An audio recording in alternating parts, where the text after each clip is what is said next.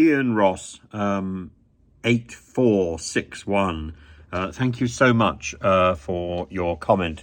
This was about Rees Mogg, and it's a case of do as I say, not as I do. I was talking about Rees Mogg and hypocrisy and the eighth circle of hell, and so on. But and indeed about Rees Mogg and his injunction that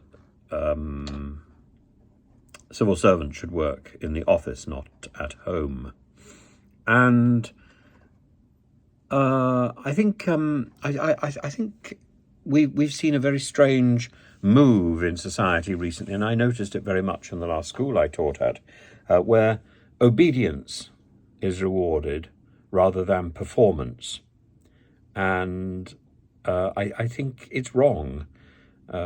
We should be rewarded on, and not on the number of hours we put in, but on the quality of the work that we churn out, and not in our servile behavior, but in our commanding respect in the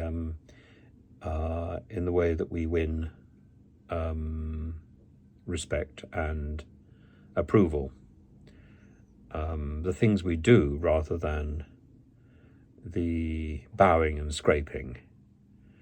And I think the idea of putting time in the office, just simply to be there, or putting in the extra hour in the evening when you're not being paid, I think really when you leave the office or when you leave your work, you should be free of your work duties. The idea that you can be called at home during the weekend, or why are you not available when I call you at 6 p.m? Well, because I've gone home.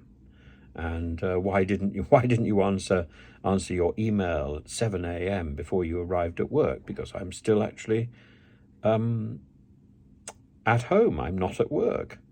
And the idea that we should be permanently obedient to the people who pay us a very small amount of money is absurd.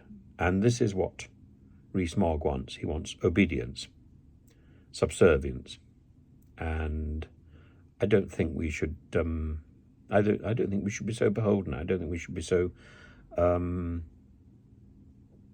desperate to please. And I think he's wrong to demand that of us. Maybe his nanny went into work instead.